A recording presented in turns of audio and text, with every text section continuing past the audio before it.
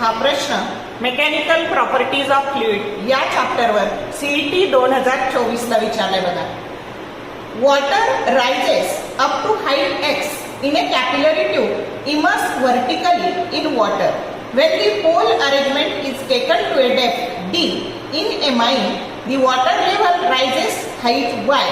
If r is the radius of the earth, then the ratio y by x is option A 2r divided by r minus d, b r square divided by r minus d, c r divided by r minus d and d r divided by r plus d.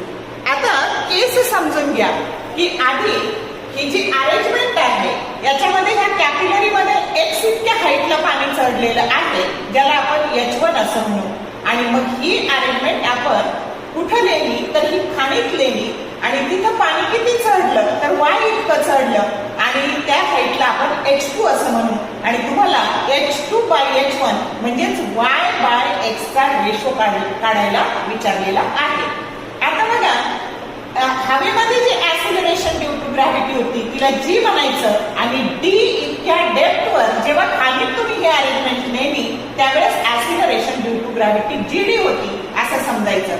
मग आपल्याला हाईटचा formula माहिती आहे. Rise और fall of a liquid inside a capillary that is given bye formula 2t cos of theta divided by r rho g. बाकीच्या गोष्टी जर constant असतील तर हाईट आणि ऍक्सिलरेशन ड्यू टू ग्रॅव्हिटी एकमेकाच्या इनव्हर्स प्रपोर्शन मध्ये बदलतात. मग h2 by h1 जर घेतलं तर ऍक्सिलरेशन ड्यू टू ग्रॅव्हिटी उलट्या घ्याव्या लागतील.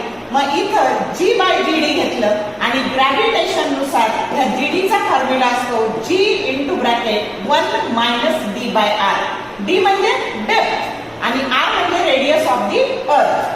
मग आता बघा आपण याला जर सॉल्व्ह केलं तर हे जी कॅन्सल झाले आणि हे येणार इथं r minus d by r आणि त्याला जर आपल्याला y बाय x म्हणजे h2 बाय h1 म्हणजेच y बाय x काढायचे तर ते झालं r divided by r minus d की जो करेक्ट ऑप्शन सी आहे. समजलं कन्सेप्ट कशा अप्लाय केल्या. शॉर्ट व्हिडिओ आवडले लाईक करा, शेअर करा, कमेंट करा.